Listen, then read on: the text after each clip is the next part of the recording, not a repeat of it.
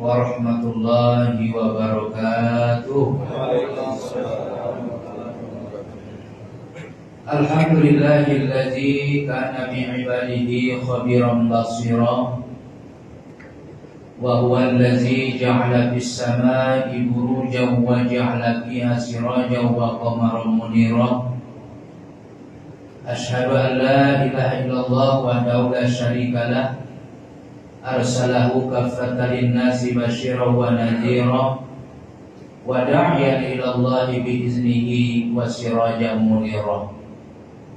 Allahumma fasholli wa sallim wa barik ala hadan nabiyil karim wa rasulil azim wa ala alihi wa ashabihi al-mujahidin al-zahirin, amma ba'd. Bapak Ketua DKM Masjid Wisma Bakri beserta semua pengurus yang saya hormati, bapak-bapak, para alim, para ulama, bapak-bapak haji yang saya muliakan dan yang saya cintai karena Allah, kita semua yang hadir pada siang hari ini, bapak-bapak, saudara-saudaraku sekalian, jamaah sholat zuhur yang saya hormati, yang insya Allah kita semua termasuk hamba-hamba yang selalu dirahmati, dicintai dan dimuliakan oleh Allah Subhanahu wa Ta'ala. Amin ya rabbal alamin. Boleh jadi kita merasa banyak hal yang tidak kita miliki di dalam hidup ini, tetapi sesungguhnya begitu banyak hal yang wajib dan pantas untuk kita syukuri di dalam hidup ini. Karena yang jelas dan pasti bahwa sampai dengan saat ini, yang namanya nikmat Allah itu selalu diberikan kepada kita, tidak pernah rehat, apalagi itu berhenti. Makanya di dalam Al-Quran surah ke-51 Az-Zariyat ayat 22 Allah ingatkan, wa fi anfusikum afala tubsirun. Coba yang ada pada diri kamu itu perhatikan dulu. Bapak bisa berjalan ke sini, Pak, bisa datang ke sini, itu bukan karena Bapak punya kaki, tapi karena Bapak punya diberikan Allah kekuatan. Karena berapa banyak orang yang punya kaki tapi dia tidak bisa berjalan, benar kan? Saya bisa berbicara ini, kita bisa berbicara itu, bukan cuma karena Allah berikan bibir dan berikan lisan, tapi Allah yang allamahul bayan, yang mengajarkan kita pandai berbicara. Bapak bisa mendengar sekarang bukan karena Bapak punya telinga, tapi Allah yang menitipkan pendengaran. Sebab berapa banyak orang yang punya telinga tapi dia tidak mendengar. Berapa banyak orang yang punya mata tapi dia tidak melihat. Jangan-jangan Pak, dan saya khawatir kita yang normal ini, yang punya kekuatan, yang punya pendengaran, yang punya penglihatan, tidak jauh lebih baik daripada orang yang tuna netra, daripada orang yang tuna rungu, dari orang yang lumpuh. Jangan-jangan Pak, kita kalah sama mereka. Hati-hati Bapak. Sampai mana Pak? Hati-hati. Sebab Allah itu nggak memandang rupa, nggak memandang cacat Pak. Contohnya muazzinnya Rasulullah itu Abdullah bin Ummi Maktum namanya, buta total itu Pak, tapi disayangi Rasul. Bahkan diabadikan Allah kisahnya di dalam Al-Quran. Abasa wa tawalla an ja'ul a'ma wa ma yudrika la'allahu yazakka aw yazakkaru fatanfa'ahu dzikra. Nabi Muhammad berbuka masam dan berpaling karena telah datang seorang buta menghadap kepadanya. Tidakkah kau ketahui Muhammad, bisa jadi dia datang itu ingin menghabiskan dosa-dosanya, ingin mensucikan dirinya, dia ingin mendapatkan ilmu yang bermanfaat baginya. Allah abadikan Pak dalam Al-Quran. Orangnya buta, ini saya sampaikan, Pak? Mudah-mudahan kelengkapan yang Allah berikan kepada kita itu membuat kita sadar bahwa begitu banyak orang yang kekurangan. Mudah-mudahan dengan kelebihan itu kita bisa bersyukur dan bisa mempergunakan itu sebaik-baiknya untuk mendekatkan diri kepada Allah Subhanahu wa taala. Karena orang yang bersyukur itu, Pak, biasanya dia selalu mendekat kepada Allah di saat yang ukur menjauh. Dia akan tegak berdiri di saat yang lain merubuh. Dan dia akan selalu sabar di saat orang lain banyak mengeluh. Jadi saya yakin bapak-bapak yang hadirin termasuk hamba-hamba yang pandai bersyukur karena dia mau mendekatkan diri kepada Allah, tegak berdiri dengan kokoh, kemudian dia tidak termasuk orang yang sering mengeluh. Kalau orang sering mengeluh itu, Pak, tanda orang yang kufur nikmat. Jangan banyak mengeluh di dalam hidup ini. Ikuti saja alirnya. Karena Allah Subhanahu wa taala selalu memberikan terbaik pada hamba-hambanya dan tidak pernah menzolimi hamba-hambanya. Sholawat dan tak lupa juga salam kita doakan kepada Allah Subhanahu wa taala, semoga disampaikan kepada junjungan kita Nabi besar Muhammad sallallahu alaihi wasallam yang begitu cinta kepada kita, yang begitu merindukan kita agar kita termasuk umatnya yang bisa bersama dengan Rasulullah di surga. Tapi sayang, Pak, kita sendiri yang ingin menjauh dari ajaran Rasulullah itu. Kita nggak mau mengikuti sunnahnya, kita nggak mau mengikuti ajarannya, sehingga boleh jadi kita berkata di mulut kita cinta dengan Rasul, sesungguhnya kita bukan bagian orang yang cinta pada Rasul itu. Bapak-bapak, saudara-saudaraku sekalian yang saya muliakan, alhamdulillah 2 pekan yang lalu kita baru saja bangsa Indonesia dan rakyat Indonesia ini memperingati hari ulang tahun kemerdekaan Indonesia yang ke-78. Tepatnya itu 17 Agustus 2023. Di mana 78 tahun yang lalu itu proklamator kemerdekaan Indonesia Bapak Insinyur Soekarno dan Bapak Dr. Andes Muhammad Hatta telah memproklamasikan kemerdekaan Indonesia itu pada tanggal 17 Agustus 1945 yang bertepatan dengan hari Jumat tanggal 9 Ramadan tahun 1364 Hijriah. Jadi itu hebatnya orang dahulu, Pak. Dia memberikan momen-momen yang tepat di mana mengucapkan proklamasi itu pada bulan Ramadan, pada hari Jumat, di mana hari yang istimewa, bulan yang istimewa dipilih untuk bangsa Indonesia ini. Di mana sebelumnya Indonesia itu dijajah oleh beberapa bangsa di negara di dunia ini, yaitu baik itu yang di negara Eropa maupun di Asia Timur. Kita Indonesia ini, Pak, yang pertama Maluku itu dijajah oleh Portugis selama 86 tahun. Kemudian Spanyol itu menjajah provinsi Sulawesi Utara, Manado, itu 171 tahun. Kemudian Inggris menjajah Indonesia itu selama 5 tahun. Dilanjutkan dengan Belanda, Nederland, itu 344 tahun. Yang di dalam sejarah itu 3,5 abad. Kemudian dilanjutkan dengan pendudukan Jepang selama 3,5 tahun. Berakhir itu terjadi setelah agresi militer kedua yang terjadi peperangan yang sangat dahsyat di kota Yogyakarta yang kita kenal dengan serangan umum 1 Maret yang dipimpin oleh Letkol Soeharto ketika itu. Setelah itulah terjadi perjanjian Rome-Royen, kemudian bergulir perjanjian itu ke Den Haag negeri di Belanda. Sejak saat itulah bahwa Indonesia itu dinyatakan sebagai negara merdeka. Dari kisah itu bisa kita bayangkan, Pak, betapa susahnya kehidupan orang-orang terdahulu yang hidup di dalam penjajahan itu.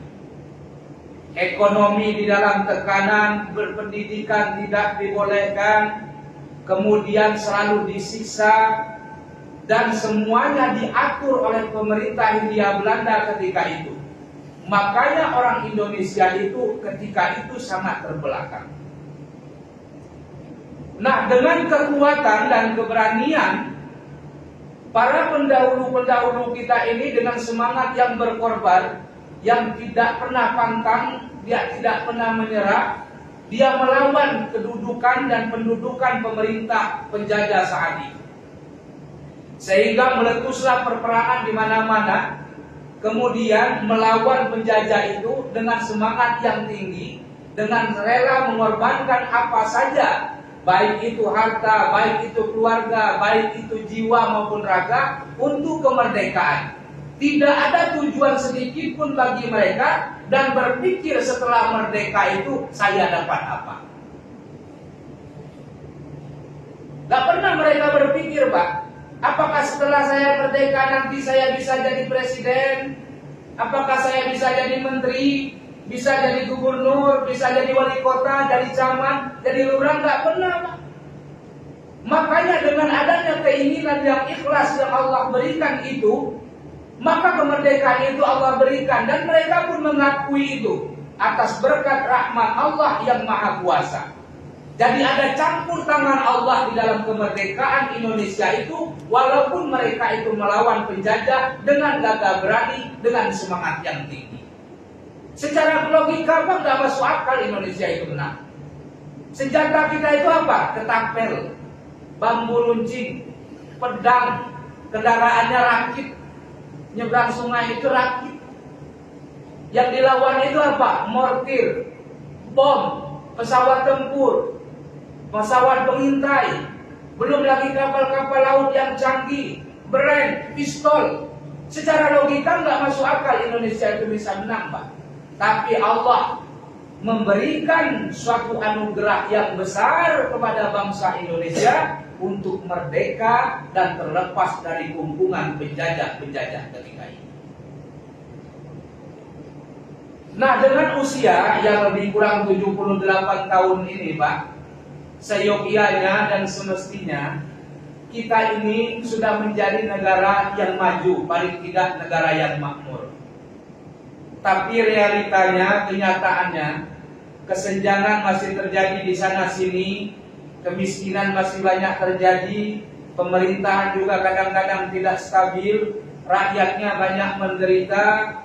Oleh karena itu mungkin ada yang salah. Nah, inilah yang akan kita bahas pada kesempatan ini. Di mana salahnya Indonesia ini sudah 78 tahun tapi kita belum mendapatkan kesejahteraan.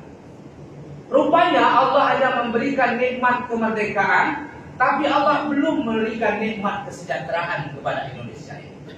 Rupanya ada yang salah, Pak. Setelah saya baca-baca Al-Quran dan pahami bagaimana bentuknya, kemudian kita lihat beberapa hadis dan juga pendapat para ulama, dapat disimpulkan bahwa masalah yang terjadi di Indonesia ini belum bisa menjadi negara maju, belum bisa menjadi negara yang sejahtera. Itu lantaran ada 3 faktor persoalan yang mendasar. Yang pertama, kita ini belum bisa menjadi negara maju dan sejahtera, Pak, lantaran baik pemimpinnya maupun masyarakatnya belum termasuk orang yang pandai bersyukur. Ini bisa kita lihat apa Allah ceritakan tentang kisah Nabi Musa di surah ke-14 surah Ibrahim ayat 6 dan ayat 7. Apa kata Allah? Wa iz qala Musa liqaumihi zkuru ni'matallahi 'alaikum iz anjaakum min ali fir'auna yasumunakum su'al 'adzab wa yuzabbihuna abna'akum wa yastahyuna nisa'akum wa fi dzalikum bala'un min rabbikum 'adzim wa iz ta'azzana rabbukum la in syakartum la azidannakum wa la in kafartum inna azabi lasyadid. Dan ingatlah ketika Musa berkata kepada kaumnya, wahai kaumku, bersyukurlah kamu kepada Allah atas nikmat yang Allah berikan kepada kamu, di mana kamu sudah dibebaskan oleh belenggu Firaun dan pengikut-pengikutnya, sehingga kamu menjadi orang yang sangat sengsara. Firaun itu membunuh anak-anak laki-lakimu dan memberikan kesempatan hidup anak perempuanmu. Sesungguhnya hal yang demikian itu adalah cobaan yang sangat besar dari Allah Subhanahu wa taala. Apa selanjutnya ayat 7? Wa iz ta'azzana rabbukum la in syakartum la azidannakum wa la in kafartum inna azabi lasyadid. Allah telah memberikan maklumat dan ultimatum. Barang siapa bersyukur kepada Allah, maka Allah akan menambah nikmat itu. Tapi kalau kamu menjadi orang yang kufur nikmat, awas, nikmat yang diberikan itu bisa berubah menjadi azab. Sebenarnya Pak, kalau kita lihat Indonesia ini, dan kalau kita ingin menjadi orang yang bersyukur, luar biasa Pak Indonesia ini, luar biasa. Kita nggak kekurangan potensi, baik itu sumber daya alam maupun sumber daya manusia. Tapi sayang Pak, sayang disayang, kita tidak kekurangan dan tidak kekurangan potensi orang-orang yang pintar, tapi kita kekurangan potensi orang yang benar. Pak, kalau sumber daya alam jangan dibilang Pak, Indonesia ini semuanya ada. Mau minyak, minyak apa? Ada semua, baik di atas maupun di bawah ada. Di atas siapa itu? Minyak kemiri, minyak sawit, minyak kelapa. Di bawah apa? Minyak bumi, belum gasnya. Semuanya ada Pak. Padahal Arab Saudi itu devisanya itu Pak cuma 3 yang menjadi pokok dasar. 1 minyak, 2 gas, 3 devisa pemasukan orang menunaikan ibadah haji dan umroh. Cuma itu aja Pak yang besar. Nggak ada. Mesir itu Pak yang petaninya cuma sepinggiran Sungai Nil. Selebihnya itu cuma gas. Tapi dalam 1 tahun bisa ribuan beasiswa orang luar negeri bisa bersekolah di Mesir, dibiayai oleh pemerintah Mesir. Kita jangankan membiayai orang luar negeri Pak, membiayai orang kita sendiri. Indonesia ini banyak yang nggak sanggup.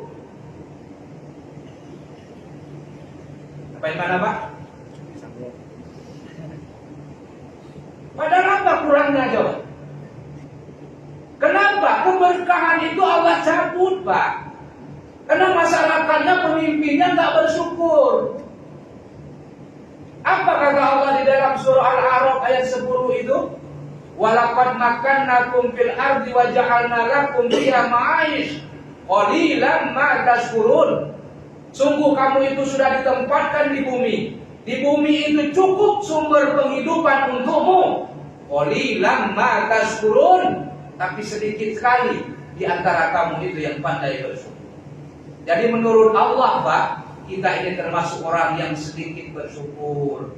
Makanya Indonesia itu susah, banyak gara-garanya, banyak masalahnya, banyak ketimpangannya. Kenapa? Mulai dari pejabatnya sampai masyarakatnya belum termasuk hamba yang pandai bersyukur. Bagaimana bentuk orang yang bersyukur itu Pak? Nikmat yang Allah berikan itu digunakan untuk ibadah Pak, itu orang yang bersyukur itu. Badan sehat digunakan untuk ibadah, rezeki diberikan Allah digunakan untuk ibadah, jabatan yang diberikan Allah digunakan untuk ibadah, menolong agama Allah. Ini enggak. Makanya kita susah terus. Makanya dengan adanya kita kurang bersyukur, keberkahan yang bahan sumber daya alam yang banyak tadi dicabut Allah keberkahannya. Apa kata Allah di dalam surah Al-A'raf juga ayat 96? Walau anna ahlal qura amanu wattaqau lafatahna 'alaihim barakatin minas sama'i wal ardh walakin kazzabu fa akhadnahum bima kanu yaksibun. Kalau seandainya penduduk suatu negeri, suatu negara, suatu kampung, mereka beriman dan bertakwa kepada Allah, niscaya Allah akan berikan keberkahan, baik itu yang diturunkan dari langit maupun yang dikeluarkan dari bumi. Tapi kebanyakan mereka itu kazzabu, kata Allah, mendustakan nikmat yang Allah berikan itu. Maka mereka akan diazab dengan apa yang telah mereka kerjakan. Jadi makanya Pak, Indonesia itu tidak maju karena keberkahannya diambil Allah, karena kita bukan orang yang beriman bertakwa. Kemudian sumber daya alam dan sumber daya manusia itu menjadi percuma karena kita termasuk orang yang bukan bersyukur kepada Allah.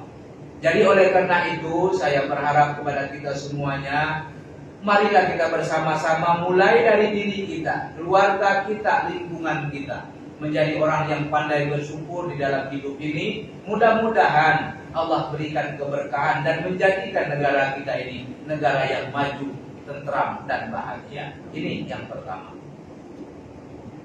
Yang kedua, yang menyebabkan Indonesia itu sulit menjadi negara maju dan tetap bertahan menjadi negara berkembang sampai dengan saat ini, Pak, karena kita tidak pernah mau bersatu.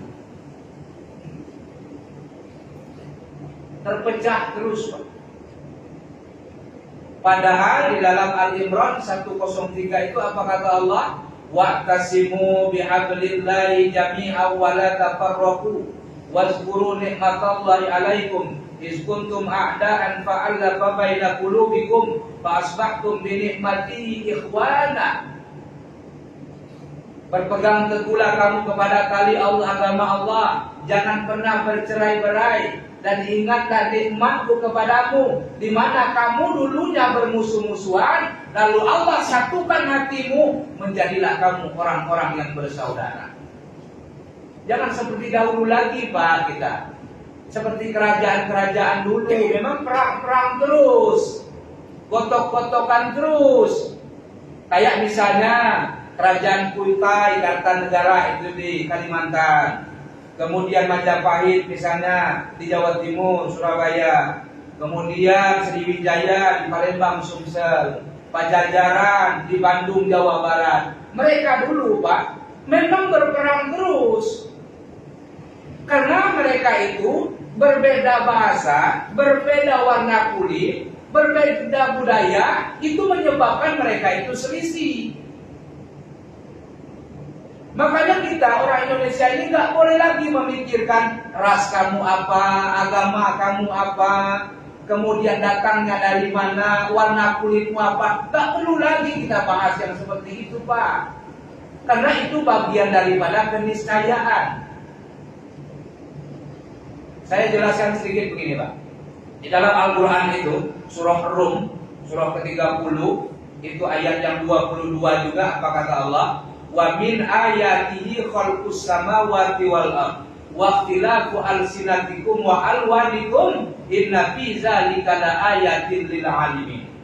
Dan di antara tanda-tanda kebesaran Allah itu dijadikannya langit dan bumi, dan dijadikan kamu itu beraneka ragam bentuk bahasa dan warna kulit. Kalau kita mau cek, Pak, teliti, kebetulan saya ini peneliti juga orangnya, terutama meneliti Al-Quran. Setelah kita lihat dan cek, Pak, rupanya warna kulit itu Allah bentuk dan buat itu disesuaikan dengan iklim dan cuaca, Pak. Indonesia ini warna kulitnya apa? Sawo matang, benar? Apa sawo mutu? Apa sawo busuk? Sawo matang. Oke, sawo matang. Khususnya Asia Tenggara, bagian Asia ini, kita ini kulit sawo matang. Kenapa? Memang karena iklimnya itu kadang panas, kadang dingin. Rupanya yang bisa bertahan lama dengan iklim panas dan dingin itu kulit sawo matang. Kenapa di Eropa itu warna kulitnya putih? Karena warna kulit putih itu lebih tahan dingin ketimbang panas. Kenapa di Afrika itu warna kulitnya hitam, bahkan ada yang biru, Pak? Ada yang biru tuh, Pak. Ethiopia itu ada yang biru. Karena rupanya dia bisa bertahan dengan iklim panas itu sampai 58 derajat Celcius. Itu pernah terjadi di Libya, Eropa, Amerika Utara. Itu pada tahun 1922 itu suhunya mencapai 58 derajat Celcius, Pak. Kalau 58 itu kalau aspal itu meleleh gitu. Mereka biasa saja, Pak. Karena udah dibentuk oleh Allah, rupanya setiap kulit di suatu daerah dan negara itu disesuaikan dengan iklim yang ada di sana. Itu kekayaan. Jadi nggak perlu lagi kita bahas yang sedemikian itu. Nah, maksud saya apa? Iklim itu bukan menyesuaikan warna kulit, tapi kulit yang menyesuaikan iklim. Artinya kalau Bapak ingin damai menjadi orang, ingin tenang, bahagia, bekerja di tempat orang, ingin disenangi orang dimanapun berada, kita yang harus menyesuaikan dengan orang lain, bukan orang lain yang menyesuaikan dengan keadaan kita. Kita sering tengkar itu Pak masalahnya. Kita memaksakan kehendak kita, orang harus ikut kita, nggak bisa itu Pak. Kita sesuaikan dulu bagaimana bentuknya. Allah saja menyesuaikan warna kulit itu dengan iklim dan cuacanya kok. Kita nggak mau menyesuaikan diri. Seperti apa kita itu Pak? Gitu Pak. Makanya kita ini sulit bersatu itu Pak. Kadang-kadang cuma perbedaan. Ada yang azan 2 kali, ada yang azan 1 kali Jumat, sudah mulai nggak teguran lagi, itu Pak.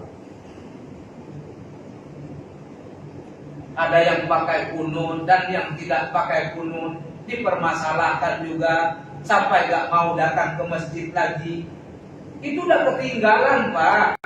Nggak perlu lagi kita bahas yang furu'iyah cabang-cabang agama seperti itu.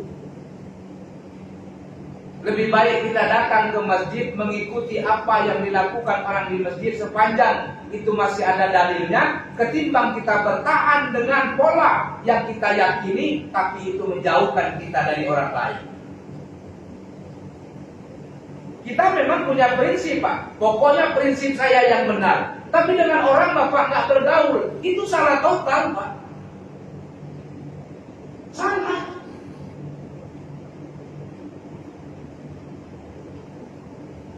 Kemarin Habib Umar bin Hafiz itu sholat di di Masjid Istiqlal, itu dia pakai kunut Pak.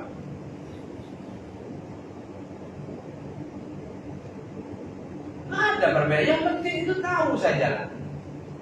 Kita ini masih banyak persoalan agama ini yang belum terselesaikan.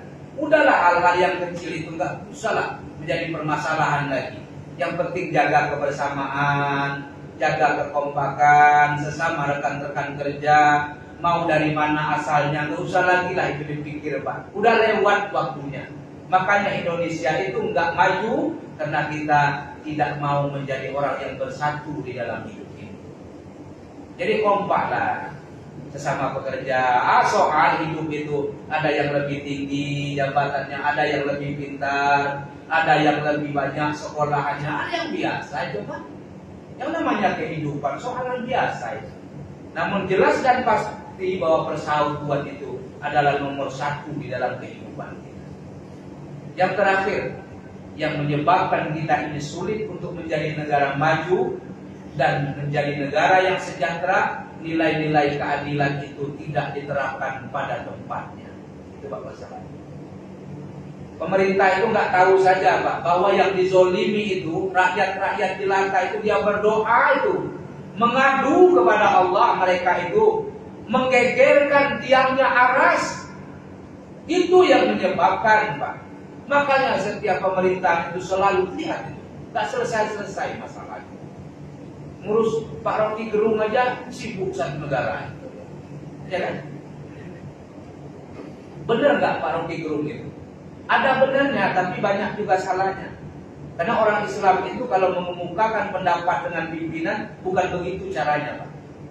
Dipegang tangannya, kemudian diajak, dinasehati. Karena sifat dominan dari pemimpin itu gak mau dipimpin dia Pak. Saya bukan membela Pak Jokowi, Pak. Saya nggak pernah pilih Pak Jokowi. Tapi saya bela kebenaran. Pak Rocky Gerung itu mungkin benar yang disampaikannya. Tapi ingat, orang Islam kalau menyampaikan sesuatu itu bukan begitu caranya. Nggak mencela dia, nggak menghina, ya. Diajak rembuk bersama, jangan cuma bisa mengkritik tapi tidak memberikan solusi. Akhirnya apa? Ribut ini. Kita pun demikian, Pak, sama halnya. Kalau kita ada sesuatu hal yang tidak senang, baik dengan pimpinan kita, baik dengan DKM, dengan apapun lah bentuknya keluarga, ajak musyawarah, ditarik tangannya. Jangan pernah menasehati pemimpin itu di depan orang lain, karena mereka itu punya wibawa, Pak. Gak boleh menasehati pemimpin itu di depan orang banyak, karena sifat dominannya itu gak mau dipimpin. Dia mau menerima masukan pemimpin itu, tapi tidak mau menerima tekanan. Baik itu tekanan batin maupun tekanan psikologi. Gak mau dia. Ini keadilan-keadilan itu yang masih belum di negara kita ini, Pak. Sebab apa? Yang namanya hukum itu masih berlaku kepada orang yang menengah ke bawah, ya. Yang miskin, yang uangnya nggak ada, itu cepat berlaku. Tapi kalau orang-orangnya sudah kelas menengah ke atas, sudah punya jabatan, banyak dikenal orang, figur publik, dekat dengan kekuasaan, maka seakan-akan keadilan itu tidak bisa diterapkan. Tidak demikian, Pak. Apa kata Rasulullah? Seandainya Fatimah itu mencuri, saya yang akan potong tangannya. Jadi tidak ada perbedaan, mau anak siapapun terjadi masalah. Ini yang menyebabkan Indonesia ini, Pak, susah.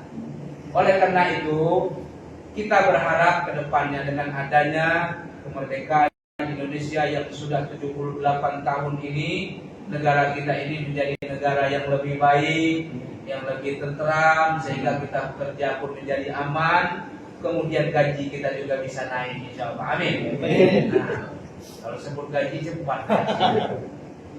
Sampai mana, Pak? Sampai gaji. Ya, mudah-mudahan kita semakin sejahtera. Anak-anak diberikan kemudahan di dalam menuntut ilmu. Istri kita pun mudah-mudahan bertambah soleha, ya. Bukan bertambah nominalnya, Pak, ya. Bertambah soleha. Diharapkan kita selalu mendapatkan kebahagiaan, baik itu lahir maupun batin, baik di dunia ini maupun di akhirat nanti. Mungkin ini yang bisa saya sampaikan pada kesempatan ini. Mudah-mudahan bisa bermanfaat bagi saya dan kita semua. Semoga Allah Subhanahu wa taala berikan kekuatan kepada kita untuk mengarungi kehidupan ini agar bisa lebih baik lagi. Assalamualaikum warahmatullahi wabarakatuh.